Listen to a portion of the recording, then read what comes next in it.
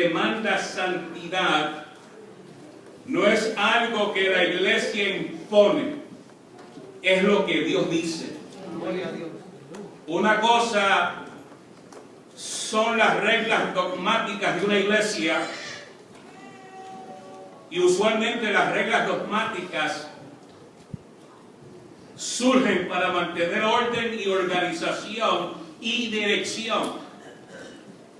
Pero por encima de las reglas dogmáticas, porque hay muchas reglas dogmáticas buenas y necesarias, dentro del proceso dogmático está la liturgia de cada iglesia, que es la manera en que se dirige, es la manera en que se auspicia el desarrollo de un culto como este, que hay un orden, ¿verdad que sí? Y hay un sistema y un proceso, pero no es que tiene que ser así. Nosotros comenzamos con una apertura, con una invocación, con un devocional, con partes especiales, cantamos, adoramos, predicamos, y casi todos nos hemos aprendido a qué hora el pastor abre el culto. Quizás muchos de ustedes ya saben hasta lo que voy a decir antes de decirlo, porque es parte del proceso de liturgia de ese culto. Y ya sabemos que nos reunimos los lunes para orar, los martes en este culto, los miércoles en los hogares, jueves en la escuela bíblica, los viernes los jóvenes. Todo ese sistema de organización es producto de un proceso reglamentario y dogmático. Y tenemos unos horarios, pero no es que tiene que ser así. ¿Me van entendiendo? Pero cuando Dios demanda santidad, ya no se sujeta a lo que yo pretendo creer, sino lo que la Biblia dice, lo que ya Dios ha establecido en su palabra. Dios demanda santidad a la iglesia, Dios demanda santidad a los creyentes.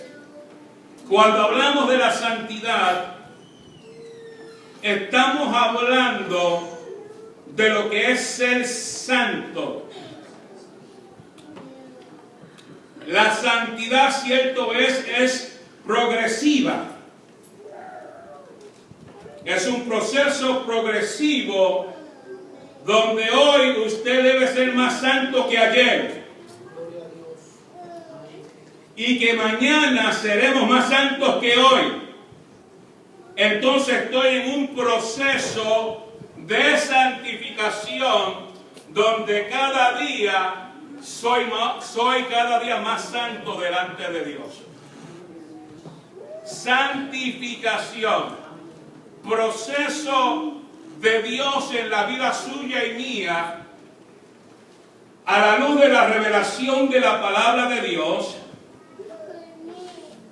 a la luz de la revelación del Espíritu Santo que está constantemente ministrando a nuestras vidas para que seamos santos, además de recibir las instrucciones, las enseñanzas del pastor y de los maestros de la iglesia, usted recibe la revelación, la enseñanza y la dirección del Espíritu Santo. ¿Cuánta gente sellada con el Espíritu hay aquí? Amén.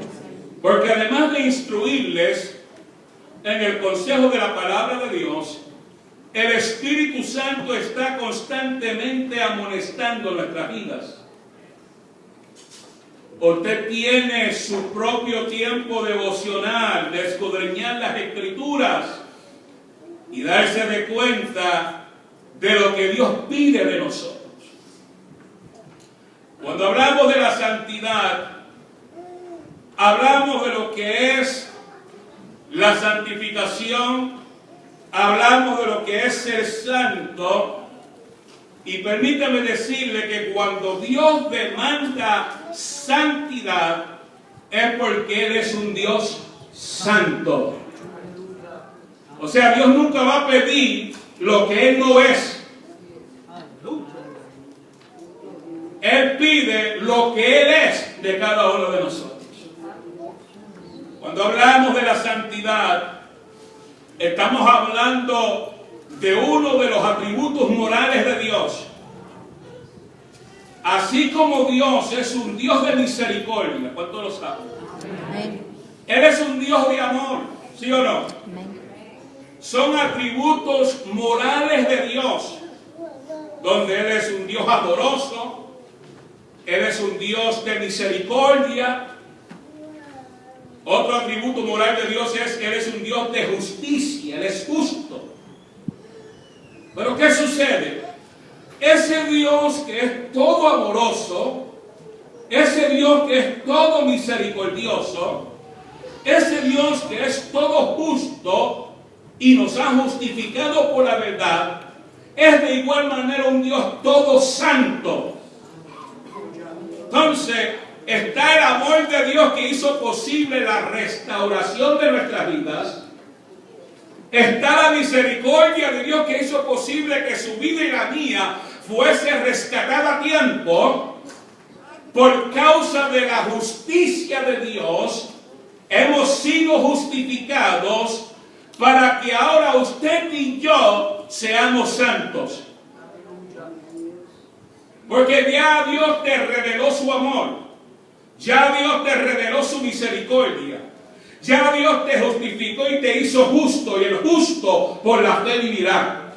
¿Dónde están los justos en esta casa? Los justos por la fe vivirán. Si es justo, vive por fe.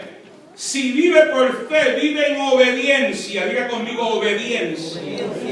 Porque el vivir por fe no es vivir sin dirección. Vivir por fe es vivir por la dirección divina. Hay gente que dice que viven por fe y no tienen rumbo en la vida. Viven por fe, no tienen un origen ni una continuación en su vida. Pero el justo vive por la fe en obediencia a la palabra, sabiendo que todo comenzó por Él. Y su obra redentora, como resultado del amor de Dios para con el hombre, siendo Él tan misericordioso, porque no había nada que obligase a Dios a tener misericordia del hombre. Es netamente de Él. Él es un Dios amoroso. A Él no le enseñaron a amar, Él es amor. A Él no le enseñaron a ser misericordioso, Él es misericordioso. A Él no le enseñaron a ser justo, Él es justo y hace justicia. Todo lo contrario a nosotros. Nosotros amamos porque nos amó primero. Y somos misericordiosos porque Él ha sido misericordioso con nosotros. Y practicamos la justicia porque nos enseñó, habiendo obrado en nuestras vidas y habiendo justificado nuestras vidas, para que ahora el justo viva por fe. Y ahora vivimos por fe porque vivimos en obediencia a lo que la Biblia dice.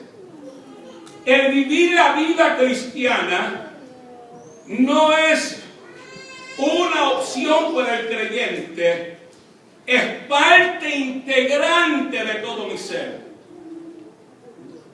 Una vida santa es todo aquel que manifiesta una vida de integridad. Diga conmigo, integridad. El término integridad en su lenguaje simple y sencillo significa completo. Usted no puede ser medio cristiano. Usted no puede ser medio evangélico. Usted no puede estar medio santo. Usted no puede ser medio espiritual y medio carnal. Aquí no hay carnales, aquí hay espirituales. Gloria al Señor. Algo como que ustedes mismos no ni lo creen. Pero yo entiendo y comprendo que somos espirituales. Espirituales por una experiencia que hemos tenido con Dios. Espirituales porque buscamos a Dios. Espirituales porque procuramos día a día consagrarnos a Dios. Espirituales porque soy capaz de reconocer mis deficiencias. Espirituales porque Dios nos lleva rumbo a la madurez. Espirituales porque estamos conscientes que cada día necesito más de Él. Porque cuando uso el término espiritual, mira a ver si su hermano está echando balas por sus espaldas.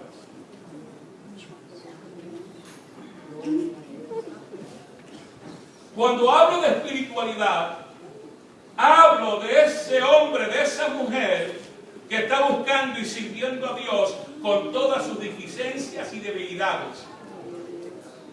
Y que cada día procuro ser más fuerte en Él y vivir una vida de mayor integridad.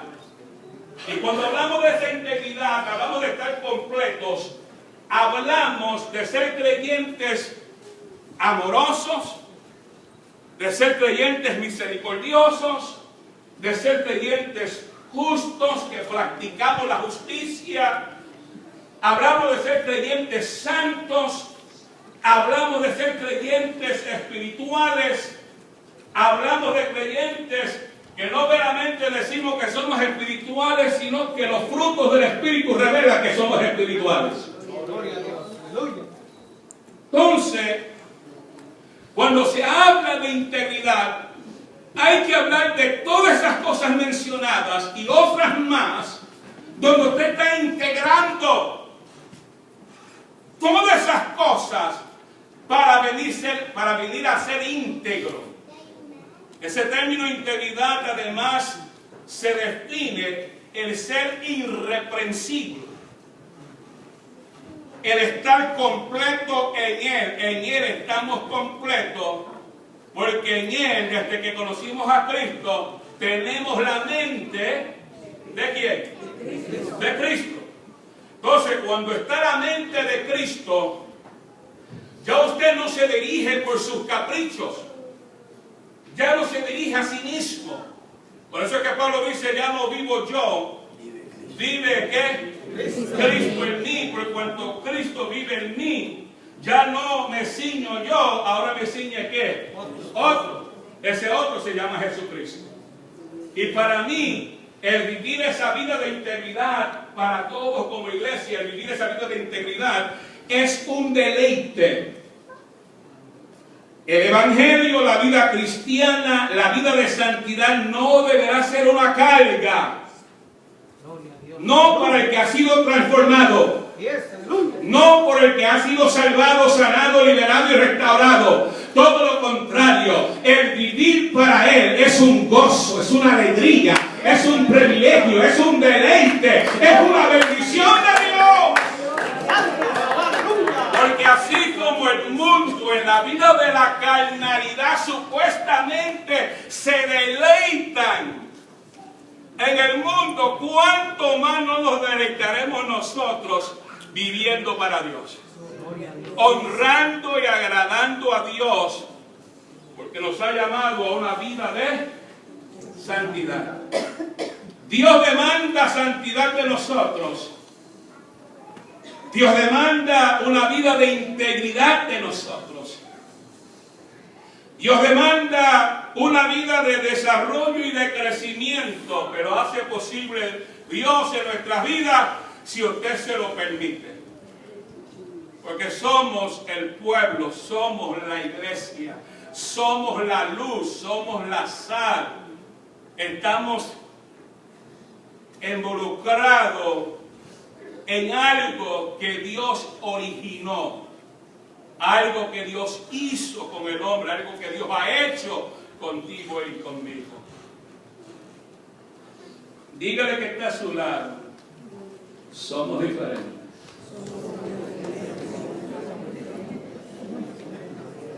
No porque tengamos distintos nombres,